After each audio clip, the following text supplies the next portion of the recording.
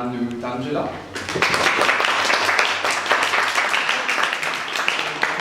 Welcome to Southern Drive. Nice. So can you just give us a brief about yourself? Yeah, sure. My name is Nandu.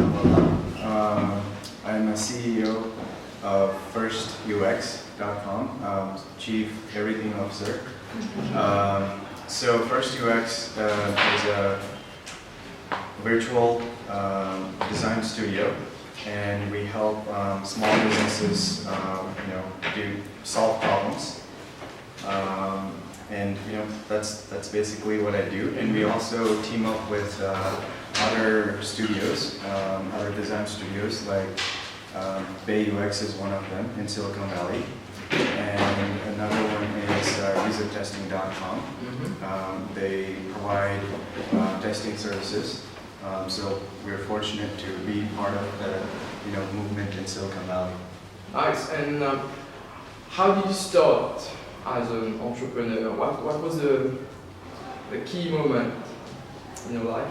Well, that's a really, it just happened. I was working for many different companies. I worked for 10 years for a number of companies doing UX design, and I took those clients with me, and it just started this thing, which is this design studio, because there was a need in Silicon Valley, and there's a lot of problems to solve, and a lot of apps are being built, web applications are being built.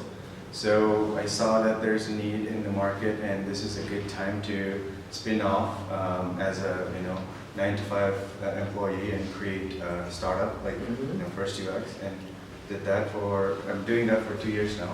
So it's going well. And talking about Silicon Valley, it seems like to be the haven for tech entrepreneurs. Can you just give us a brief of how it is there? What's the work culture, and what are the different things that you've seen or experienced? You said heaven, right? Yeah, HEVE. Okay. Yeah. I should be nice. It is heaven. It's a great culture, great place to start something, right? But also you can start anything anywhere now, right? You don't have to go to Silicon Valley to do it. But just being there, you have exposure to a lot of meetups, and you have a lot of connections, a lot of entrepreneurs there. You can learn quickly. You can share your work with other people, other companies very quickly. You can iterate, and so it's the movement over there is much more agile, and you have a lot more connections. So it's a fast movement place, right? And you can get a lot of things get worked on quickly there. I haven't worked outside of California or Silicon Valley, so I don't know what the culture is like outside. But this is what it is in Silicon Valley. It's a fast movement place. Yeah. And talking about being a UX designer, is it something that you've cultivated since childhood? I mean, developed some kind of taste in different things, and then gradually moved to that teenager who was interested in some specific things, or did it happen overnight, or was it some kind of successive thing? So for me, UX design is something that you solve a problem. You use design to solve a problem, right? To answer your question, for me, I started in visual design, right?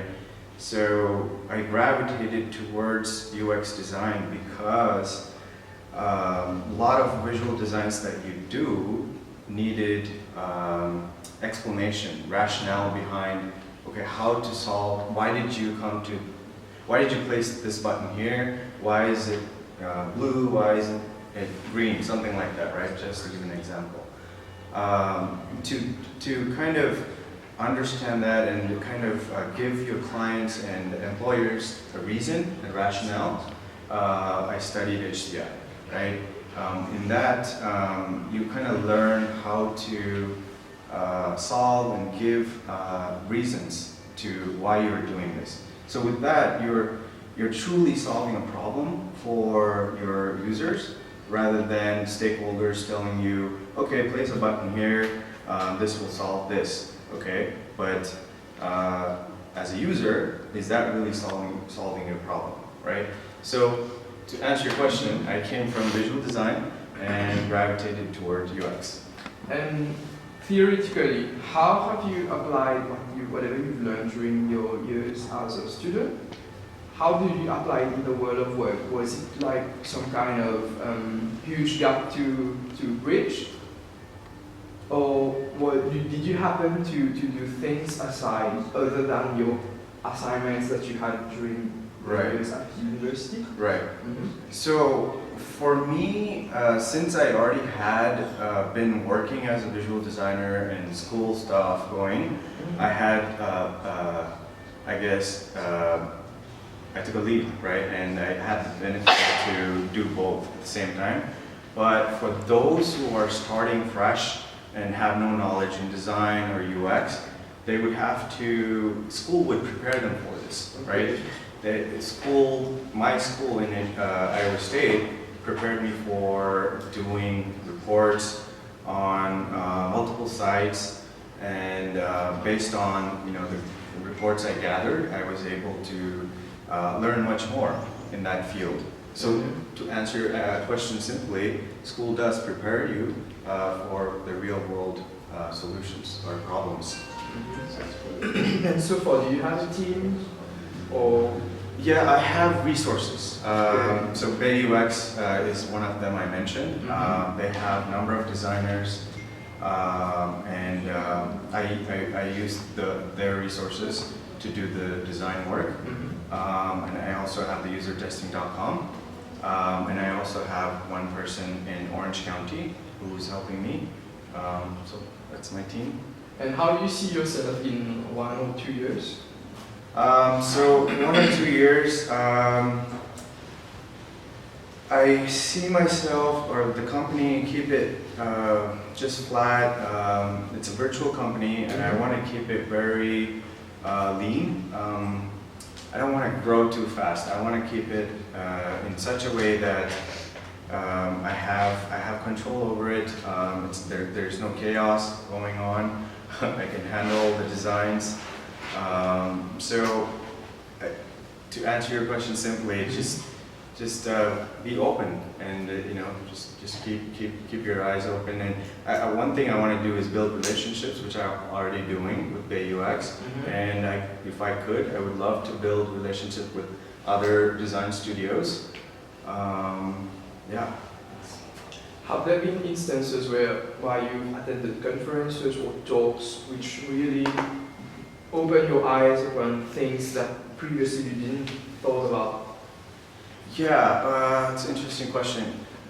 Some conferences, mainly in real estate. When I was working for this one other company, there was a real estate conference, and that just showed me how they solve problem in a real estate technology in the US. Real estate is huge, so that showed me in the real estate market, but not really in the whole UX, right? How you solve every single market is different for us, right? You have to learn the problem for a particular market or the company, organization. You solve for each one differently, right? Solve for their users differently. Thank you. And also, under this questions, learnings from Big Brother. Things to consider as a startup. So who's the big brother here? America. Oh, I didn't know you guys call America the big brother. See, if I'm an entrepreneur, I've got the green lottery ticket. That's it. Green card lottery. Yeah, green card lottery. Right, And I right. want to go to the States. And what, with the mindset of an entrepreneur, what are the do's and don'ts, knowing that it's different from region to region? Right. I would say take your idea and run with it before someone else, steals it. And there's a lot of stealing happens in Silicon Valley. If someone's talking about it here, someone is already coding it and releasing it tomorrow. So if you have an idea and if you get a green card, green ticket, whatever, just run with the idea and start a company and just build it, right? I'm not sure that answers. Thank you. I had a friend, Mauritian guy, who left Mauritius like some 50 years back when the Mauritians were leaving the country. And he told me like in California, it's as if everything happens so quickly that you can feel the aura of that specific region. Yeah. How far is that true? I mean, relating to the startup scene. In some companies it happens very quickly, and in some it doesn't.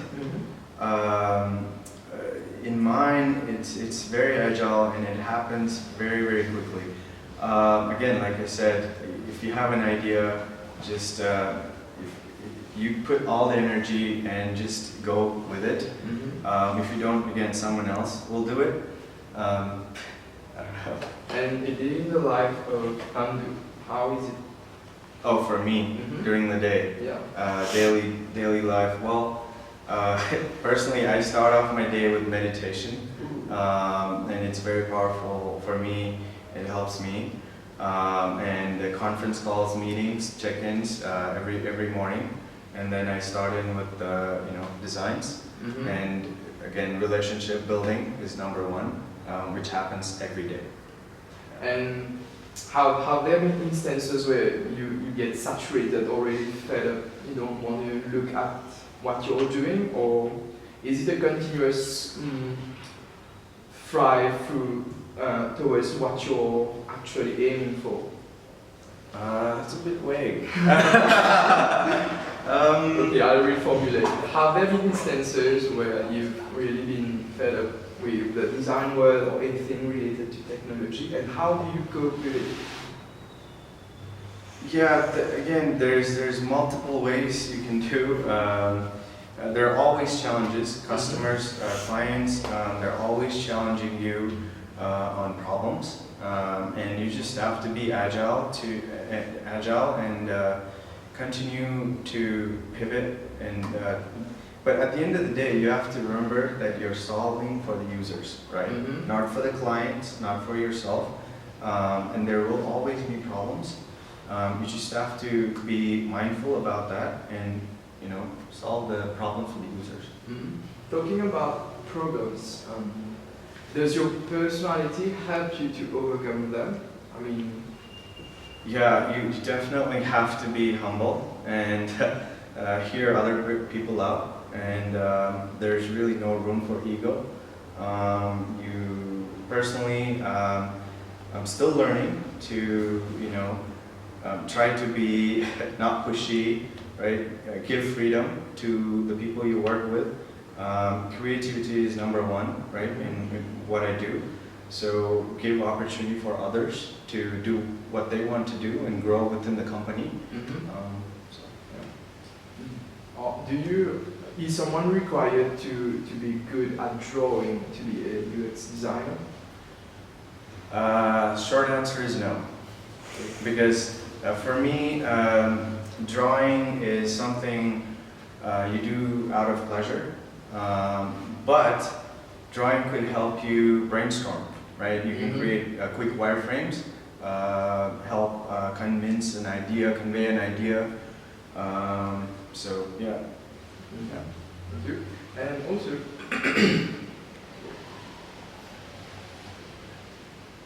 how do you find the country? I mean, Mauritius, since the day you've come here until now. It's beautiful. And today, for the first time, I saw a lot of buildings. Having lived in a tent experience, amazing. And today I saw all these buildings and there's lots of things going on here. And I think there's a lot of great things potentially could come out of Mauritius. I think for young entrepreneurs, this is one of the great places to be in. I would highly consider this place to grow. Good. Yeah. Have you visited other countries or islands? Yeah, I visited Hawaii. It's nothing like this. I don't think they are working on any startups or be like a Silicon Valley kind of thing. Other than that, I visited Amsterdam, Germany, but didn't really work there.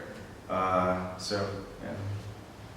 See, someone has a crazy idea of replicating, though it might be a bit far-fetched, replicating another Silicon Valley. What would be the first thing to do? Or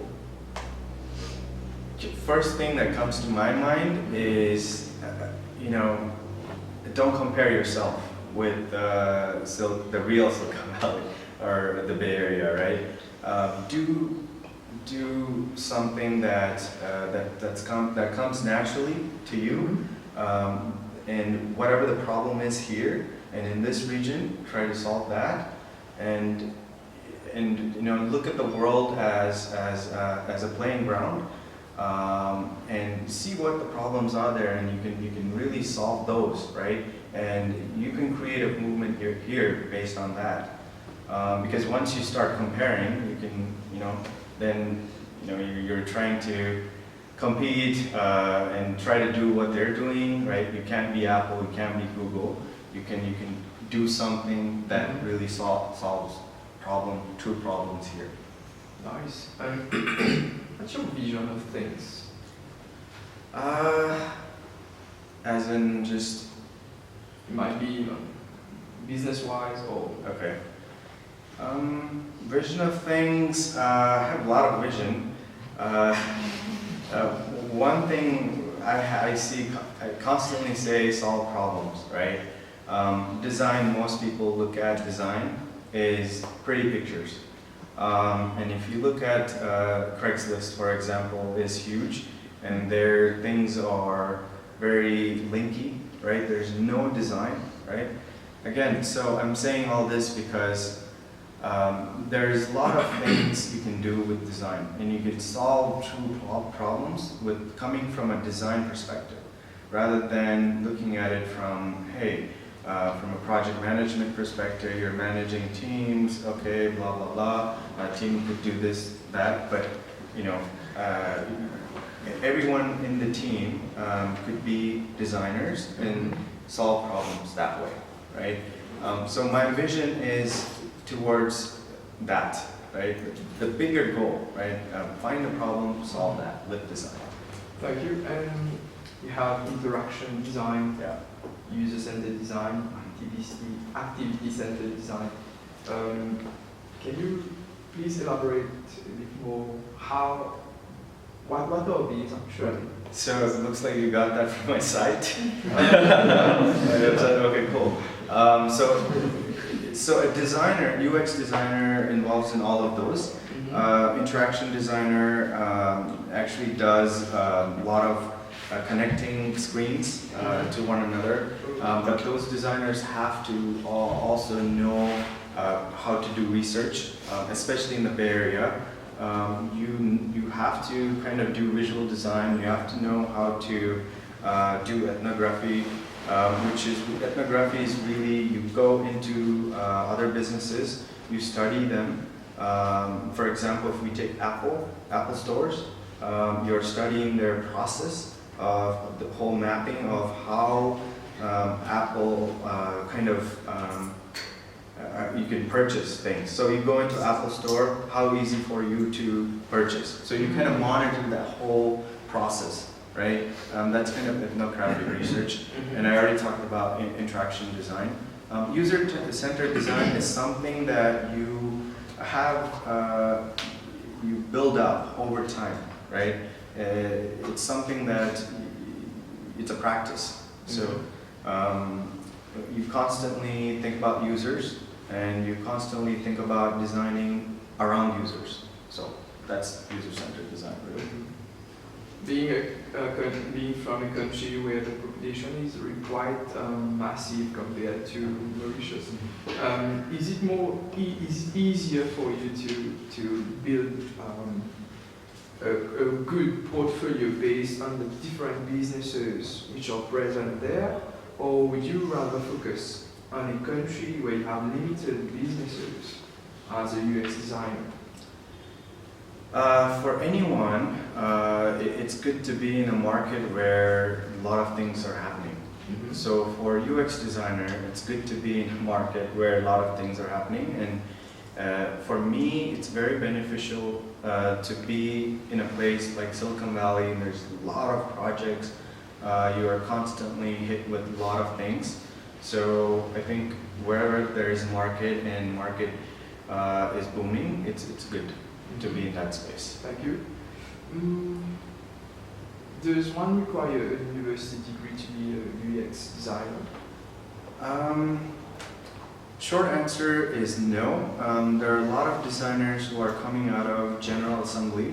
.li, you can check that out online. But it's good to have a degree because some companies look at you as an expert, but also there are a lot of designers, UX designers with portfolios, very strong portfolios and experienced background. So it's both. Okay, yeah, thank you.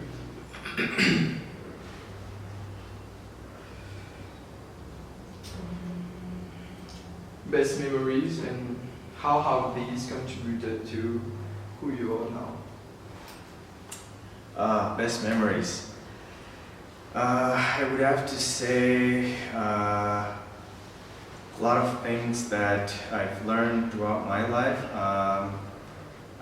Some things I would say are not from school, are my best memories, like self-taught. For example, front-end coding that I taught myself. That's benefit to have in a startup or anything that you do. Those are the things that I learned and that just stuck with me, and I use that on a daily basis. So that's good to have. Thank you. Were you part of some kind of IT groups, e-groups, or networks which kept this passion for UX designing? Yeah, I'm part of some of the groups on LinkedIn. I constantly look at what's trending, just follow up, and I'm also part of some of the things on Twitter. And one of my other partner I mentioned is usertesting.com. So they also have a lot of things going on, which I'm part of. So yeah. And does clean code really matter? Absolutely. Yeah, they do. It does. It makes other coders' life easy and to maintain and scale. Yeah, definitely. I tried coding like some years when I joined university. The first few weeks I wanted to run away. What made you keep going? Yeah. For me, it was the problem to solve. I know I keep saying that because it's very important. That drives me, right? There is a problem, and how do you solve that? How do you come across that? And with what kind of coding, what kind of tools to do that, right? So for me, it was just like, okay, I'll see how others are using it. If that person can do it, I can do it. You know, that kind of mentality. So, yeah.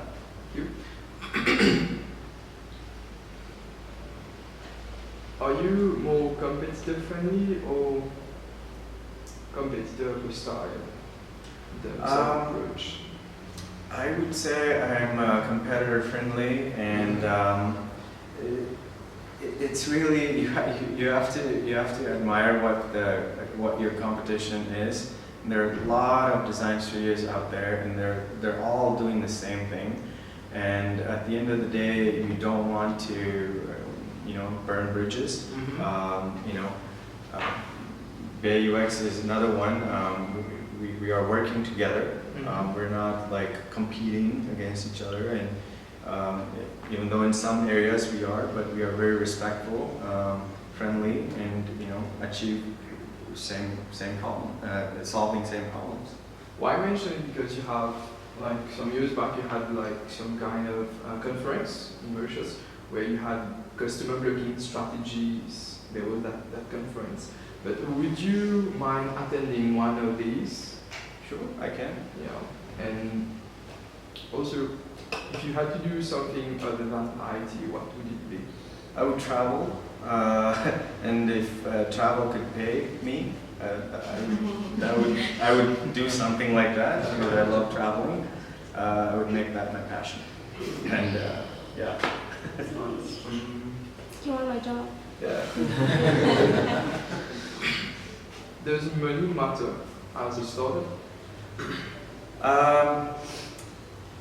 Yes, but money truly matters, but you have to be mindful on what you're spending, especially when you're a startup. You can just go crazy on partying, things like that. You have to just be, again, mindful and spend wisely, because at the end of the day, it's not your money, your investors' money, and so yeah, it does matter. And regarding augmented reality, how do you think it will shape the world of business? It's an old thing, right? It's solving some of the problems on the side, but for me, augmented reality is something of a cool factor that you provide in addition to what you already have, right, on the side for users to do something on the side of whatever product you have or solution you have, not the main product, right? For me, it's a cool factor. Qualities of a startup? Is it determination, perseverance?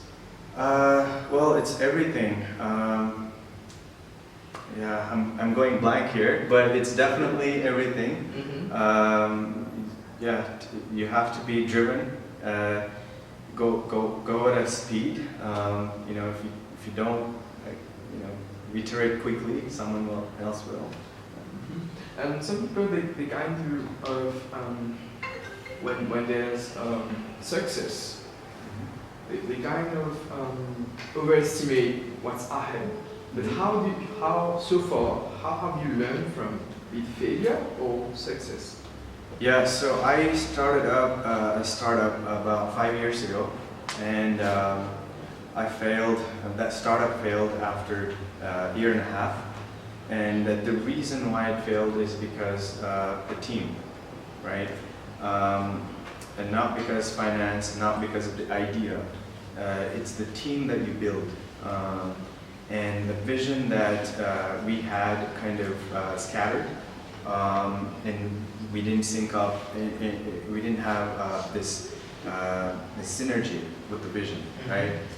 So it's very critical to have a unified vision with your team, and to build something meaningful together, right? Not sure if that answers. Yeah. And when this happened, how did you restructure the pieces of the imploded situation? Yeah, you could have, but I didn't have the opportunity to.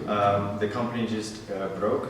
One of my partner wanted to do his own thing, and yeah, it just disappeared. The company disappeared. No hard feelings. No hard feelings. Cool. Yeah. If you had to mention inspirational people, who would that be?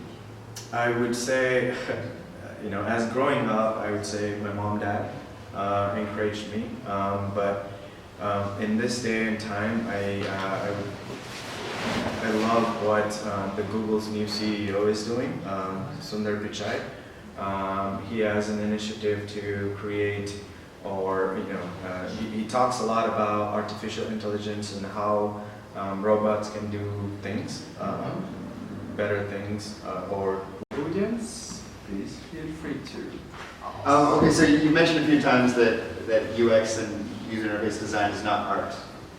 There tends to be a prevailing attitude within the non-experts that say that it is art, and it has to look beautiful.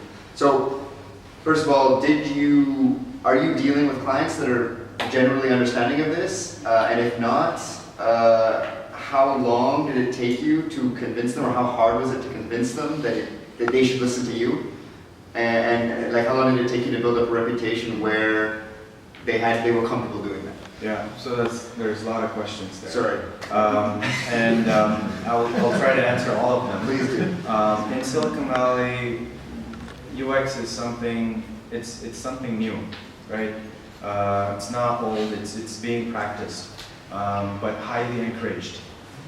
So not a lot of startups or companies that we're working with know what UX is. They think it's pretty pictures, right? So what we do, we go in, we analyze the product, we look at things from a user's perspective and show vision and data amongst with the problem that the client's trying to solve. And with that, they understand the UX is something, not just pretty pictures, right? Yeah, so then you give them the design. Not really. So we don't give them the designs. We give them the data. We give them reports. The design comes later, right? So, and do you guys do the design? We do the design. Yeah, okay, so but when they get the design, is there any sort of this buyer's remorse or whatever you want to call it, where they can't equate what they see to all of the work that you did, and all of that kind of justification for why this button is this color, why this button is Yeah, so what we do is, just to give a quick overview on how that process takes place, is we kind of do a quick testing on a product, right? And then we iterate on using some kind of visual treatment. And we schedule a meeting with our client to go over the designs, right? And the meetings are very important because you have to give rationale on why you did this, so they understand, right? With that, you come to some agreement on why you did these things, so that you don't go back in the drawing board or go back to your canvas and start doing these things again and again, right? So, yeah. Thanks. So I'm going to jump in on my question as well. First of all, thank you for the really lovely talk. Sure. What I wanted to ask you about was more about ethnography, so the idea of design and how that comes into play. And so what I think might be really interesting is for ethnography, sometimes people say things, they do things very different. What I'd like to know is, how do you actually use that to actually help develop your designs? How's that actually part of the process? Yeah, that's a good question. Well, the study I did is I monitored Apple Store, right? I actually looked at how things are working, and there's no right or wrong answer. A lot of things are just hypotheses, right? And you provide what you can based on your findings, and you have to test that. Some of the studies I did is just that, right? And we found something and we tested that in real life. How does it behave? Does it work or not work? And how to kind of change it a little bit, right? Have room to change. And if you're just fixated on one thing, you're not going to change, right? So have room to change. Just to add on to that Sure. question. So you mentioned that your work was mostly in Silicon Valley. What I'm also interested too, if you're looking at designing a product, say in the North American market, you're looking at a particular type of culture and people are using that product in a certain way. Is there a way you can actually expand that to, say, the European or the African market? How would you move that elsewhere, since people interact with things in different ways? Yeah, that's a great question. One thing I kind of talk about is Amazon. And you're right. A lot of people, for example, you could use Amazon in one way and you could use Amazon in another way. The way to solve that problem is study. Doing usertesting.com and study how you're using and how he's using, how someone in UK is using, and based on that, build a different, in the same code base, but in a different way that solves that problem for that user in that market, right? So testing plays a lot.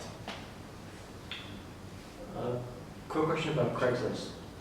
I mean, how do you explain the success that Craigslist has, considering the UX and UI is absolutely garbage, and it's been like that for years? I mean, they haven't changed anything for like forever. Yeah. What's your take on that? Yeah, so Craigslist is content first, right? And graphics second. So when we talk about, again, truly solving the problem, Craigslist solves that, right? Basically, you just go in, get your stuff, information, and get out, right? My take on that is, they are solving their problem for their users. There's Angie's List who copied Craigslist, and it's very graphical. Maybe users who are using Craigslist got fed up. They wanted more graphical interface. They can go to Angie's List. But there are a lot of people who are still using Craigslist, right? I don't know. Now it's cool. Yeah. Cool to be on. Yeah. What's that? Cool to be on. Oh, okay. I don't think it's ugly though. It's functional. It's hard to look at. See, that's the thing, right? It's So that's why I call design is solving problem, and art is it's for passion. So Craigslist is truly solving problem, right? Anywhere you go to, sorry, I'll come to you. So anywhere, so far in the past, I've gone to a few interviews. They actually test their candidates on presenting Craigslist website and try to come up with a better design, right? How would you do it, right? For UX designers, this is one of the questions they ask in interviews. They give you Craigslist as a problem. That's crazy. Because it's supposed to be hard. Yeah, they just want to, in the interviews, they just want to understand how you answer things with a rational mind. What kind of clients do you work with, and how do you find them? So mostly word of mouth, and again, I'm teaming up with bayux.com, and a lot of the clients come from there. They are super amazing. They also recruit designers within the Silicon Valley. So mostly word of mouth and past experience in building, relationship. So yeah. Sorry, one more question. Do you feel that your kind of human-computer interaction skills can be applied to other areas? For example, cars or airplanes or something like that? Yeah, half of my graduate study was analyzing, the doorknob, right? How does it supposed to work? And what's push, what's pull, right? Yeah, it's definitely can be applied in software, hardware, and different fields, different areas. Yeah.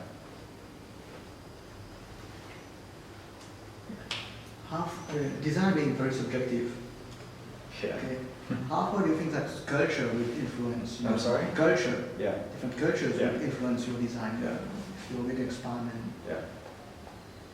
So, usertesting.com helps you not be subjective. This is mainly, that's one of the reasons why I left some of the companies, because a lot of subjective talks go into design and there's a lot of clashes, and outcome is based on subject matter expertise. They want to do something this way, and it is that way, not the user's way, right? So there is a trend that's happening where we are all collectively solving users' problem and not our problem, not our ego, right? So with that, I think usertesting.com and other things are solving these problems, and we're helping. For the companies that engage your services, is there any sort of like common problems that they all present with that that's common? Like are they like general Like a problems? template or something. Like a general UX problem everybody's having there.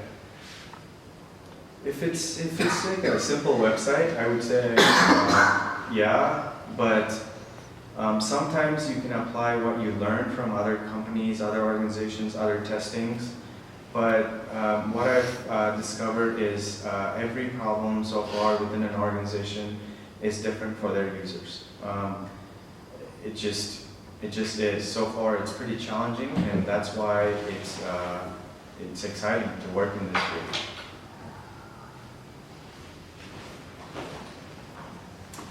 Any further questions?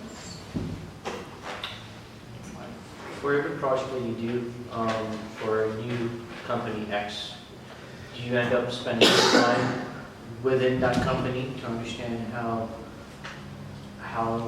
their users interact with their product, etc.? Or so it's a very on-site. What I'm trying to get at is it a very on-site,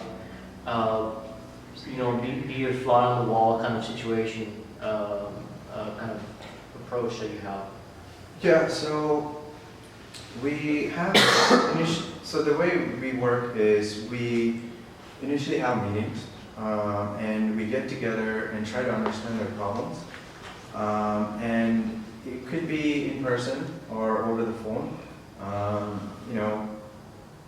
We just do that. And sometimes there are times you need to just go into their offices and try to figure out and be the user for their product and try to solve.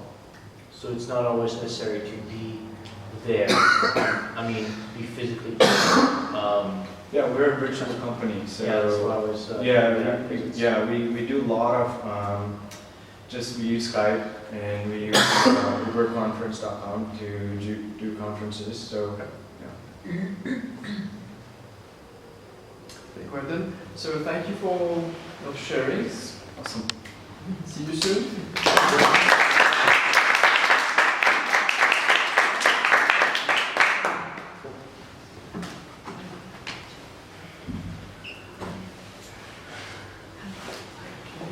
There's coffee if you want to have a sip. Just put some notes.